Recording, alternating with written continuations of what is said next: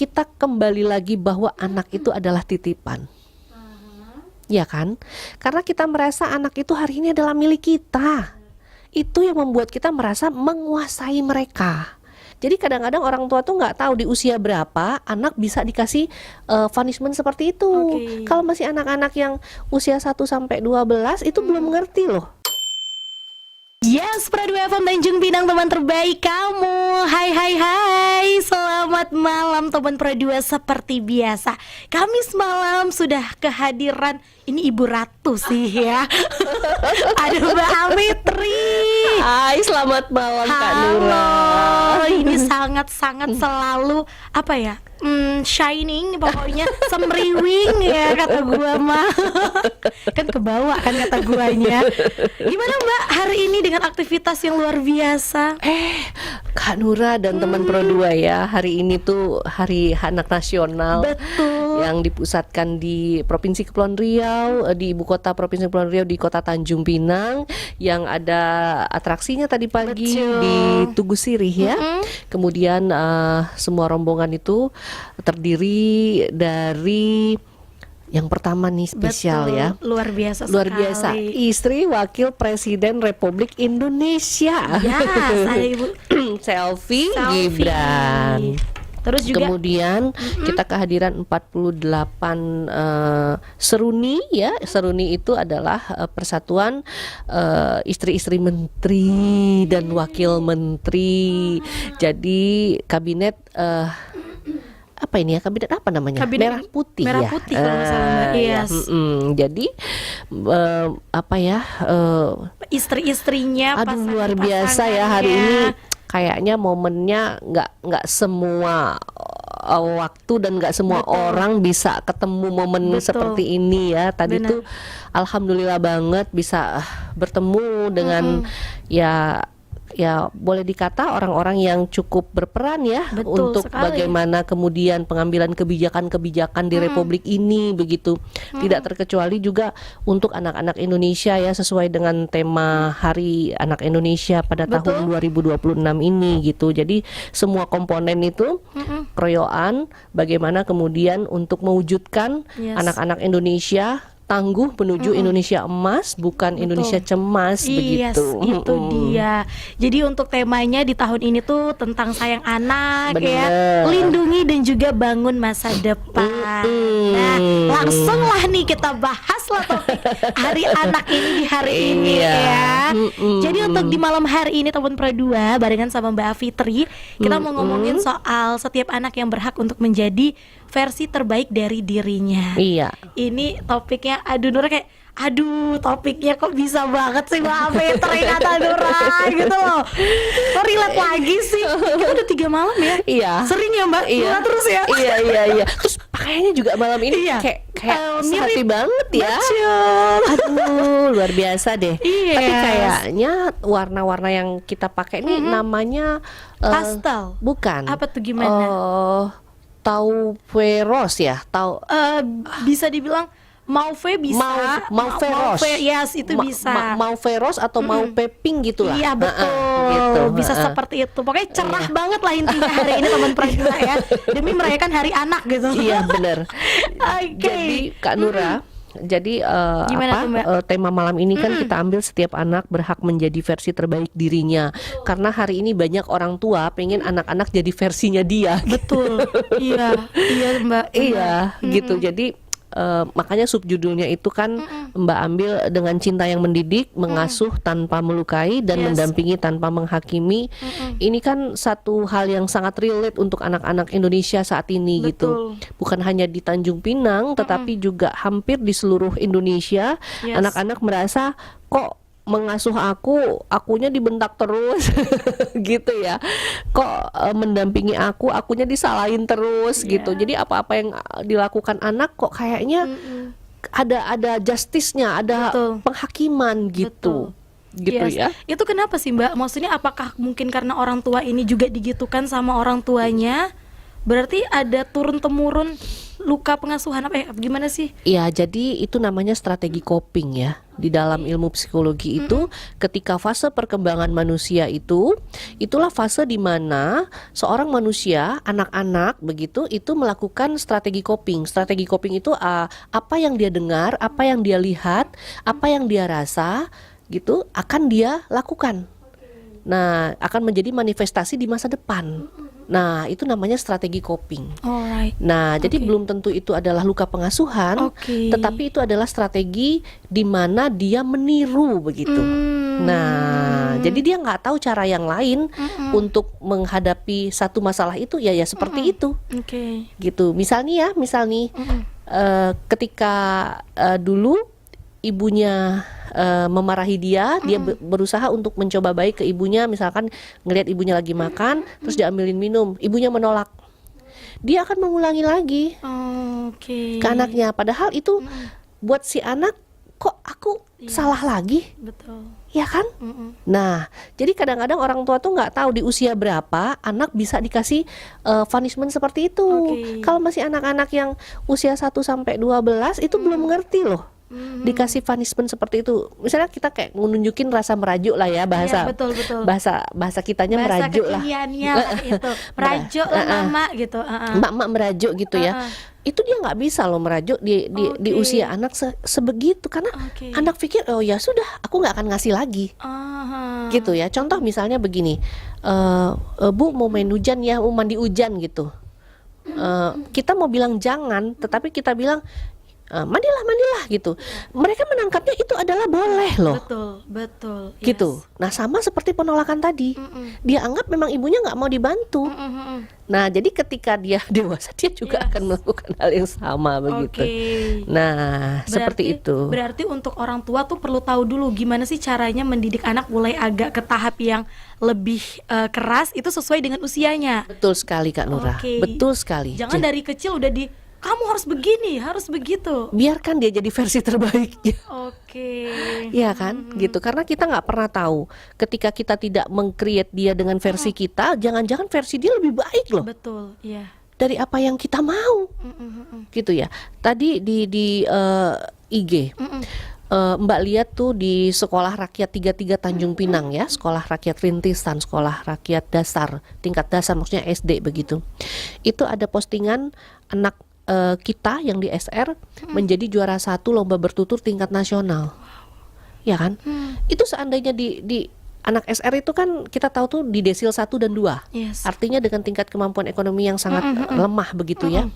Nah, kalau dia dididik versi orang tuanya, belum tentu dia jadi versi terbaik dirinya kan? Benar. Nah, gitu. Jadi biarkan mereka berkembang, tetapi sesuai dengan arahan, tuntunan, ya kan? Nah, jangan hanya tuntutan.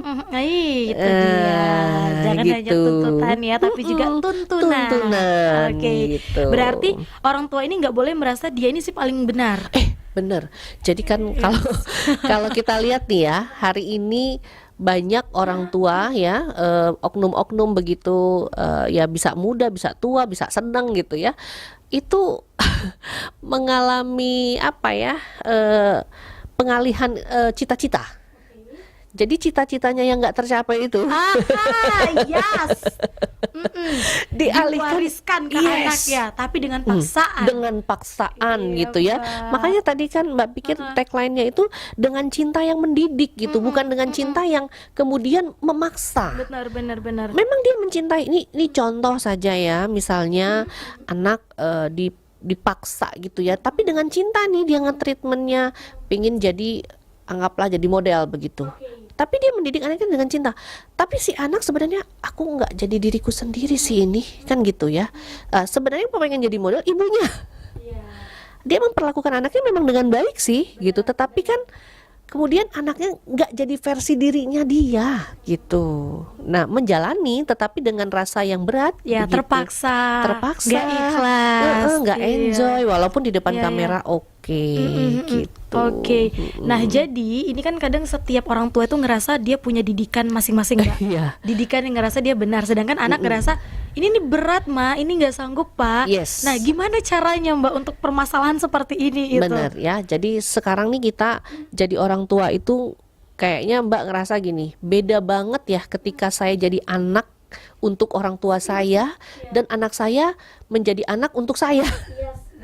Benar, jadi kadang-kadang tuh ya Allah kasih kekuatan dan kasih ide-ide cemerlang gitu ya. Dan segera berikan versi terbaik anak supaya masa-masa ini cepat berlalu. Benar. Karena fase-fase anak remaja akhir menuju dewasa awal itu tuh pancarobanya luar biasa. Benar, iya.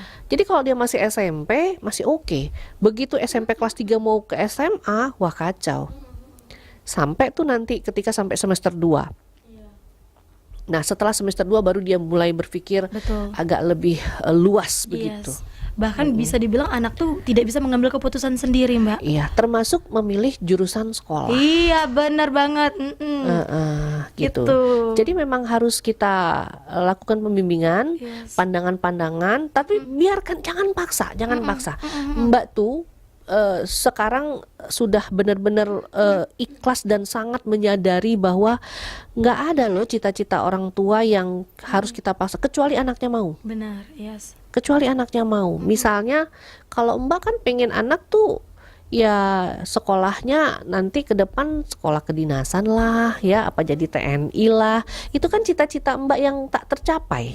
Gitu. Mbak kan dulunya tuh pengen jadi guru. Nah setelah jadi guru itu kok ada rasa pengen jadi TNI gitu. Nah tapi kan nggak bisa waktu itu, gara-garanya Mbak pada saat itu ya di tahun itu belum boleh pakai jilbab jadi tentara, sementara kita kan sudah mulai tahu-tahu nih belajar-belajar ya kan. Nah jadi ya sudahlah, pupuslah cita-cita itu, Mbak alihkan ke sahabat.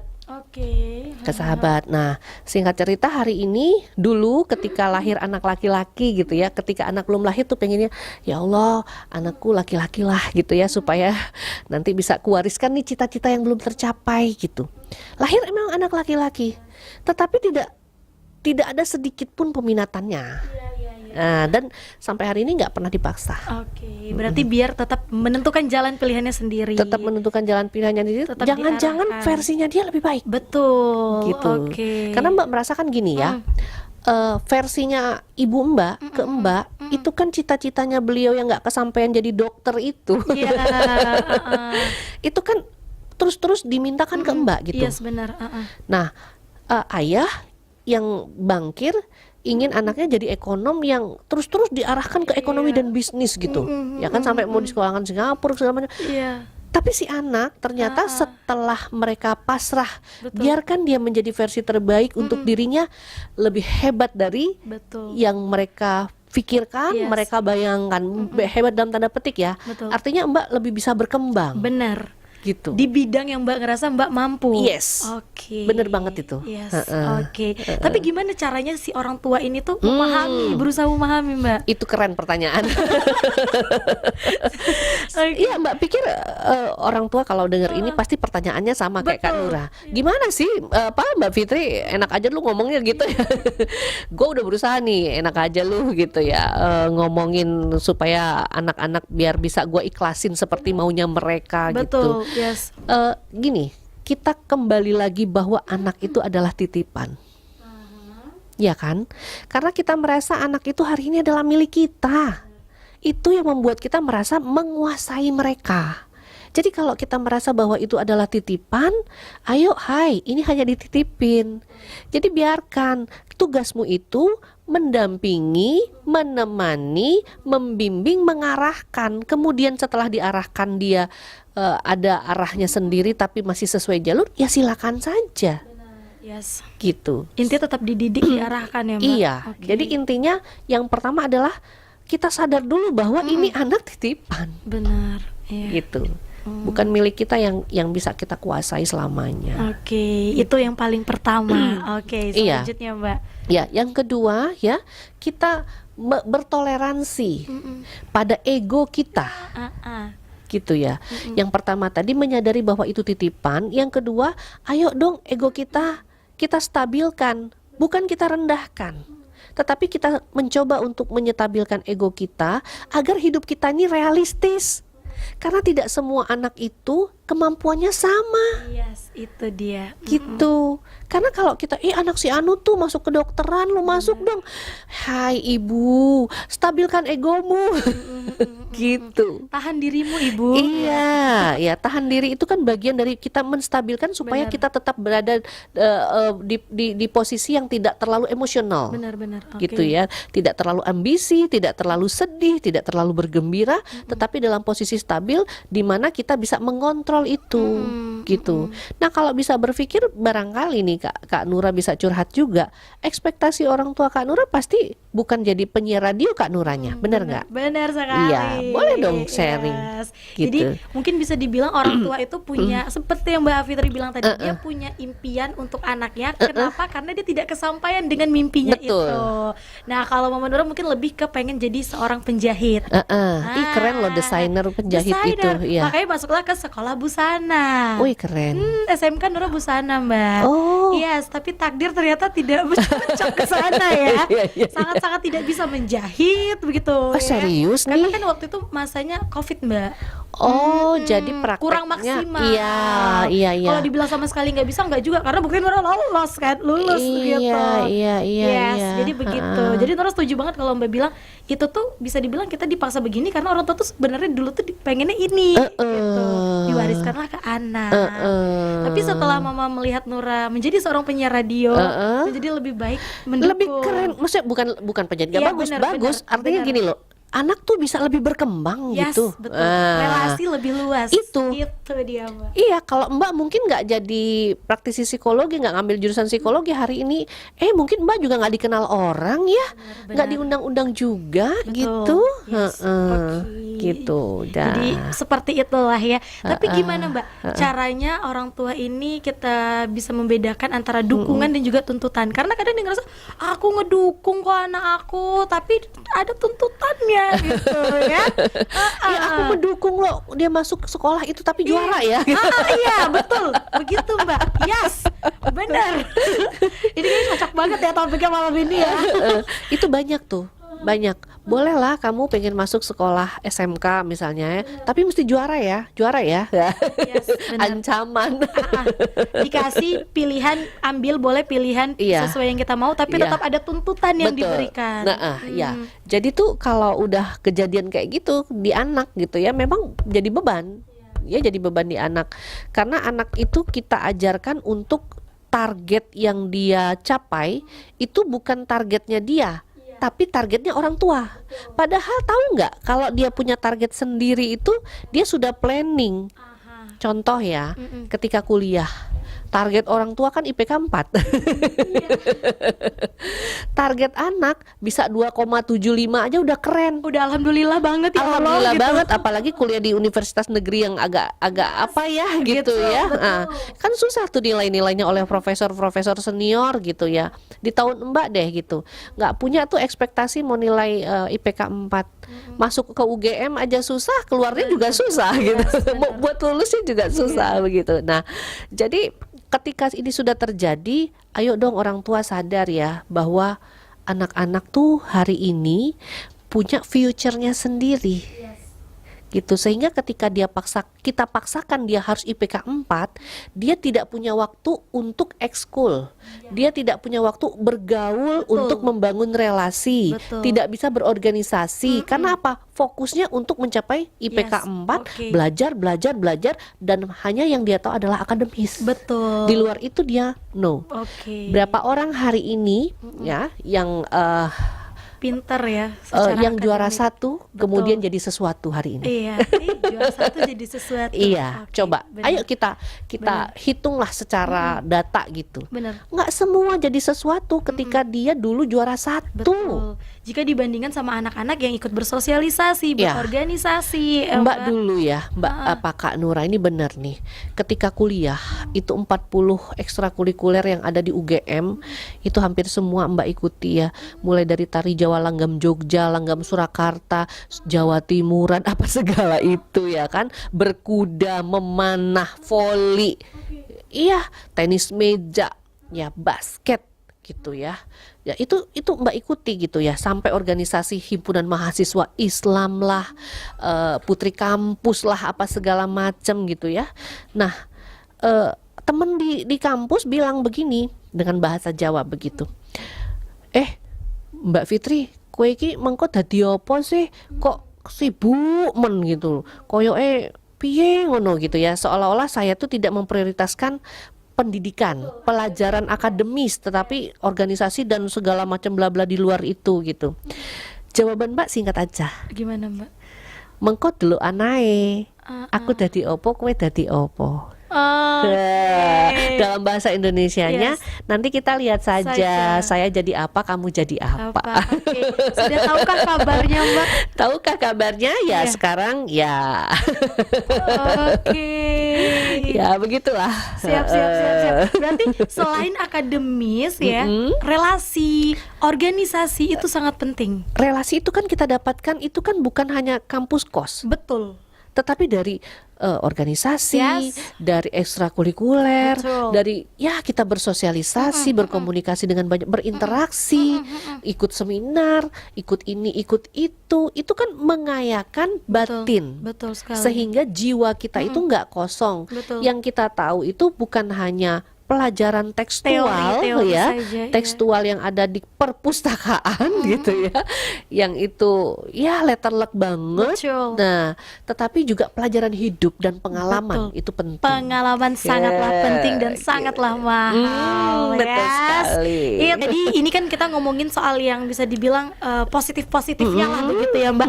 Tapi Nura pengen nanya soal tentang anak yang mungkin hubungannya itu sudah mulai renggang dengan orang tua. Nah itu penyebabnya sudah pasti ada dan hanya mereka lah yang tahu. Tapi gimana gitu Mbak untuk anak-anak yang renggang dengan orang tua ini? Untuk dari sisi mentalnya mungkin, terus juga dari sisi pandangan orang. Iya. Karena orang selalu menilai anaknya salah. Iya ya, Gitu. kenapa ya begitu ya? Gitu Mbak, anaknya nggak sopan, anaknya durhaka. Nah gitu, silakan Mbak. Iya. Mewakilkan isi hati gitu Mengungkapkan sepertinya. isi hati sebagai anak kayak Silakan. Iya. Sebenarnya Mbak kalau mau jawab itu berat ya, karena posisinya sudah menjadi orang tua. Iya pula. Dan orang tua Mbak semuanya dua-dua sudah meninggal, sehingga Mbak nggak ada, dalam tanda petik ya, nggak ada tanggung jawab moral secara nyata yang harus menjaga perasaan orang tua lagi. Apa karena memang orang tua sudah tiada begitu ya? Jadi artinya hari ini benar-benar nggak ada tugas Mbak jadi anak lagi, dalam tanda petik ya, dalam dunia nyata begitu. Jadi begini. Ketika anak sudah mulai menjauh ke orang tua, ini kita lihat dulu usianya. Ya, karena usia biologis tidak berbanding lurus dengan usia psikologis. Tidak berkorelasi positif ya, artinya tidak berbanding lurus lah begitu ya. Banyak penelitian mengatakan seperti itu gitu, sehingga kita harus lihat dulu nih fase perkembangan manusianya sama anaknya. Kalau anak ini masih di dalam usia pancaroba ya, yaitu tadi remaja-remaja awal sampai remaja akhir, itu tuh rasanya mereka masih bisa kita tolerir karena dalam rangka mencari jati diri. Ya benar. Gitu. Nah, tetapi kalau sudah menjelang dewasa awal, artinya itu misalnya udah mau kuliah lah gitu ya, sikapnya masih seperti itu, atau yang cenderung ngelawan, cenderung apa, nah itu baru udah tahap yang memang lumayan. Oke. Nah, Perlu gitu deh. dipertanyakan juga apa yang terjadi. Apa yang terjadi sepanjang perkembangan si anak menjadi remaja menuju dewasa awal. Oke. Terus Gitu. gimana orang tua menyikapi hal ini? Ya, jadi banyak orang tuh selalu bilang anak adalah cerminan orang tua. Iya, benar. Iya kan? Nah, sebenarnya begini, anak itu punya versinya sendiri, orang tua punya versinya sendiri. Anak ini kan sebenarnya dinamis. Dia tidak hanya meniru orang tua, tetapi meniru lingkungannya juga. Ya, jadi ada penelitian itu 78% kepribadian seseorang itu dipengaruhi oleh lingkungan. Iya. Nah, lingkungan ini juga punya andil besar untuk membentuk karakteristik si anak. Nah, ketika anak sudah mulai menjauh, kita cari dulu nih apa pencetusnya. usia berapa sih anak, laki-laki atau perempuan, karena itu menentukan nanti treatment kita. Kita nggak bisa loh treatment, oh anak kalau dia udah mulai menjauh harus begini, tidak bisa digeneralisir karena setiap anak itu unik. Jadi tergantung anaknya. Antara anak laki-laki dan perempuan aja kan memang sudah beda ya cara penanganannya gitu, karena memang perkembangan otak anak laki-laki dan otak anak perempuan kan tidak sama. Anak laki-laki itu cenderung kan otak kanan dulu yang berkembang, benar. sampai dengan usia 18 begitu kan. Kemudian anak perempuan beriringan tuh antara otak kanan otak kiri, sehingga dia balance dan lebih mudah membentuk karakternya di awal. Tetapi ketika dia sudah pubertas, hati-hati. Nah, disinilah banyak terjadi kecolongannya orang tua gitu. Tapi kalau masa pubertasnya aman nih kayak Kak Nuran nih, insya Allah selamat lah ya. Yang penting minta sama Allah dijaga gitu. Benar. Karena kita tuh nggak boleh sombong. Betul. Aku bisa jaga diri aku. Iya, nggak boleh. Nggak boleh. Itu nanti setannya datang ganggu. Ah gitu. Gitu. Oke, nggak boleh menyombongkan diri. Nggak boleh. Intinya tahun kedua. Jadi Mbak nggak bisa bilang bahwa treatmentnya harus begini, harus begini, harus begini. Tetapi secara garis besar orang tua gitu ya harus meluangkan waktu punya komunikasi ke anak. Gitu. Jadi ketika anak sudah mulai menjauh, ayo dong kita yang merendah untuk menjalin komunikasi supaya jangan kita jauhin. Tambah jauh. Benar. Gitu, jangan kita jauhin. Jadi kalau dia udah mulai kita deketin dia nggak mau, nggak apa-apa, cari waktu yang enak gitu. Anak laki-laki tuh bisa ngomong kalau perutnya nggak kosong. Anak laki-laki tuh tipsnya yang penting kenyang. Kenyang, iya. Itu anak laki-laki. Nanti kalau punya suami juga kenyangin dulu. Iya, betul. Baru bisa diajak ngobrol. Baru bisa diajak. Iya. Kenapa orang meeting tuh mesti di restoran? Iya, ya karena supaya kenyang. Moodnya jadi baik ya Mbak. Iya, moodnya jadi enak gitu. Nah, beda sama anak perempuan. Kalau anak perempuan Gitu ya kan. Kalau anak perempuan itu yang penting nyaman. Oke. Ya kan? Coba kita walaupun kenyang nggak butuh makan, kita yang penting tempatnya nyaman, orangnya nyaman. Bener. Suasananya nyaman, baru cocok ngomong. Iya, bener kan? Nah, gitu. Gitu caranya. Triknya seperti itu. Jadi ketika anak mulai menjauh, ayo kita luangkan waktu kita gitu ya untuk berkomunikasi.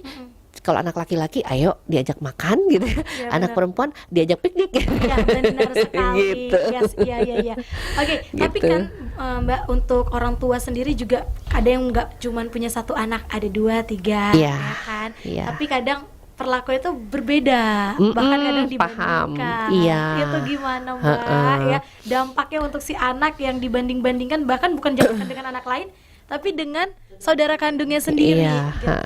ya. Jadi ada lagunya ya. Ojo dibanding-banding ke. Ojo dibanding-banding ke ya. Jadi kalau ada orang tua yang seperti itu, anak jangan terlalu mengambil hati, karena begini. Mau dilawan orang tua, nggak dilawan hati sakit gitu ya. Tetapi yakinlah itu cara Allah ya, cara Tuhan gitu, membuat kita menjadi kuat. Oke. Gitu. Kadang-kadang ketika nanti kita sudah dewasa gitu, kita tertempa masalah, kita sudah kuat duluan karena orang tua kita sudah menempa kita jauh lebih keras dibandingkan yang satu. Benar. Yang satu ketika orang tua tidak selamanya bersama kita, ya kan? Nah, ketika orang tua diambil Tuhan, gimana? Pasti nanti dia jadi tergantung pada kita kan? Nah, seperti itu. Jadi nggak apa-apa. Itu memang caranya orang tua. Tapi kesel loh Mbak Fitri. Kok dia aja. Aku dibandingin terus. Uang jajan aja dibedain. Padahal kita seumuran misalnya begitu ya. Nah, itu cara Allah. Jadi tetap bersyukur karena kita nih nggak bisa milih mau lahir dari rahim siapa. Mau lahir dari keluarga yang mana. Inilah takdir terbaik kita gitu. Yes, betul sekali ya. Satu pertanyaan kita bacain dulu boleh Mbak? Boleh. Sini ada yang nanya, katanya apa sih tanda-tanda sederhana bahwa seseorang anak itu sebenarnya sedang terluka secara emosional, tapi orang tua tuh sering nganggapnya cuman sekedar fasenya aja, atau emang cari perhatian nih bocil gitu. Gimana Mbak? Iya. Cara tanda-tandanya? Tanda-tandanya ketika anak satu ya yang paling umum dilihat itu menarik diri. Ya, itu menarik diri, males diajak komunikasi gitu ya. Itu sudah sinyal sebenarnya gitu. Kalau dijawab ditanya jawabnya satu ya, nanti kamu ini ya di WA misalnya Y aja. Iya, mulai Itu cuek. mulai cuek gitu ya. Nah, gitu. Nah, kemudian ada lagi yang kedua adalah sangat aktif. Anak-anak yang sangat aktif itu justru gitu dia sedang ngomong, ayo dong perhatiin gue. Oh, oke.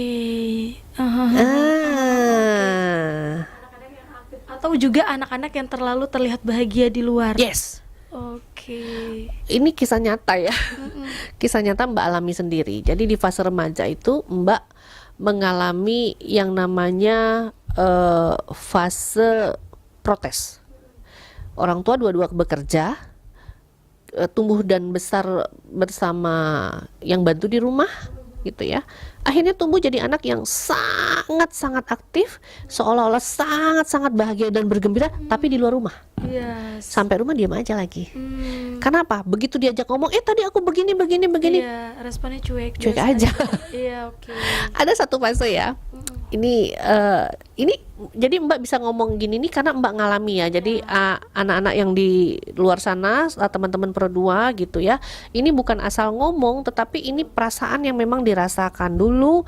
Mbak itu mengikuti semua lah ekskul gitu ya. Jadi mayoret, jadi apa segala macam. Sepanjang jadi mayoret 6 tahun itu, mama Mbak tuh cuma nonton Mbak 2 kali. Gitu. Dan orang ngomong gini, ibu anaknya kan lagi ini gini gitu. Oh iya, just it. Yes, alright. Bukan dia bilang ngebanggain kayak apa, enggak gitu. Udahlah ditambah kesibukan yang tidak bisa ini, terus ketika ada yang membanggakan biasa saja. Biasa responnya. saja. Oke. Gitu. Dan memang bukan tipe orang tua yang membangga-banggakan anak. Itu satu sisi positif ya. Tetapi si anak nih kan di usia itu butuh pengakuan, apresiasi. Ya, tepatnya lagi apresiasi. Ya. Betul. Iya, oke. Makanya sekarang Mbak punya anak itu kan dia cenderung nggak mau ikut apa-apa gitu ya. Dia flat aja gitu. Ya nggak apa-apa. Itu mungkin caranya dia mengekspresikan diri. Kalau mau dipaksa juga ya nanti dianya yang nggak nyaman kan. Benar-benar. Gitu. Dipaksa banyak kegiatan ini dan itu, tapi dia tidak enjoy. Tertekan, nanti kurva perkembangan dia Yes. akan jatuh. Benar. Ada Mbak baca satu artikel, ada seorang anak di Cina itu dari usia kecil sudah lulus kuliah ya, kemudian jadi profesor di usia yang sangat kecil gitu ya, barangkali usia masih 10 tahun. Mbak lupa namanya siapa, tapi dari Tiongkok ya, dari Cina begitu. Sampailah akhirnya dia bekerja di satu perusahaan internasional, tetapi tiba-tiba di usia yang harusnya dia produktifnya dia resign. Sudah lelah. Benar, iya. Coba deh Dewasa. nanti kita cari referensi, tapi itu kisah nyata itu. Dan akhirnya memilih jadi guru les. Jadi berarti bisa dibilang dia udah capek karena dia dewasa sebelum umurnya. Waktunya. Iya, jadi dia tumbuh dewasa di tubuh anak-anak gitu. Ketika sudah di fase dia harus jadi dewasa, dia udah lelah, capek. Dia sudah lelah, capek gitu. Jadi ya sudah, biarkan saja. Makanya sistem pendidikan juga kan menganjurkan jangan hilangkan fase bermain anak. Gitu. Jangan maksa nih anak baru umur 5, umur 4 dipaksa belajar membaca, menghitung, mengapa. Orang tua bangga. Iya. Tapi dia nggak tahu loh. Itu otak belum kapasitas itu. Gitu. Anak yang harusnya masih main-main udah harus dileskan ini itu. Iya, Mbak. apalagi anak laki-laki. Alamak. Aduh, kacau itu ya kan. Bukan nggak boleh, Iya. boleh start lebih dulu. Boleh. Tetapi nanti Anda tidak mencapai finish lebih dulu. Karena anak sudah lelah ya. Anak sudah lelah di awal Oke, gitu. yes. Jadi sebaiknya memang ya udah sesuai umurnya aja. Sesuai umurnya aja, Oke, sesuai umurnya aja. Itu dia. Sama juga kayak makeup-makeupan ya. Ini Benar. kadang-kadang orang tua anak masih kecil belia gitu, di lipstikin apa sih? Yes, benar, Mbak paling sedih gitu kalau ngeliat-ngeliat terus dipakein baju yang apa sih Iya, gitu. Tidak sesuai umurnya ya. Iya. Oke. Iya kan, dikasih apa tas-tas yang bukan nggak boleh ya, bukan masalah kemampuan, Iya, tetapi iya. masalah usia anaknya belum Benar. untuk itu. Iya. gitu. Biarkan aja dia pakai singlet kayak celana pendek Iya. dengan rambut tergerai, ya dengan ingus menjuntai Yes, gitu ciri ya. khas anak-anaknya Ya, tetap ada. Iya Oke. gitu. Ini udah belum apa-apa lipstikan, maskaraan, apaan sih gitu Yes, ya. betul sekali. Jadi jangan pernah paksa anak tumbuh dewasa Sebelum waktunya. Itu di tahun kedua. Oke, closing statement di malam hari ini udah jam 9 banget, Mbak. Oh iya. Tapi Nora pengennya kali ini closing statementnya boleh gak sih Nora request? Apa Hari ini itu? pengen Mbak tuh ngasih pesan gak hanya ke anak tapi juga ke orang tua gitu. Jadi orang tua Oke. dapet, anaknya juga dapet. Iya, gitu. iya. Heeh. Boleh? Jadi Gimana, Mbak? anak itu tidak membutuhkan orang dewasa yang selalu benar ya. Mereka membutuhkan orang dewasa yang mau mendengar, Aha. memahami dan mencintai mereka tanpa syarat. Oke, itu. Iya, kadang-kadang kan wah, boleh gini tapi kamu harus itu kan syarat. Iya. Gitu. Dia mengiyakan tapi ada syaratnya Ada lagi. syaratnya Siap. gitu. Jadi yang terakhir setiap anak itu lahir membawa potensinya masing-masing, tetapi bukan dengan kesempurnaan menurut versi orang dewasa. Dan tugas kita sebagai orang dewasa bukan membentuk mereka menjadi seperti yang kita inginkan, melainkan menumbuhkan mereka menjadi versi terbaik dari dirinya. Nah, itu dia sudah lengkap, anak orang tua dapat gitu ya. Jadi ini semua bisa jadi pembelajaran juga untuk setiap calon orang tua ya Mbak ya, yang Iya. baru mau menjadi orang tua. Bener banget. Sering-sering deh dengerin Evening Talk ya. Hari Kamis malam di Pro 2 jam 8 malam. Mudah-mudahan Mbak Fitri bisa selalu mengisi ya. Insya Allah, Allah kasih Bener, sehat amin ya, ya. amin. Mudah-mudahan Mbak Fitri sehat biar bisa hadir ke Pro 2 Tanjung Pinang. Amin ya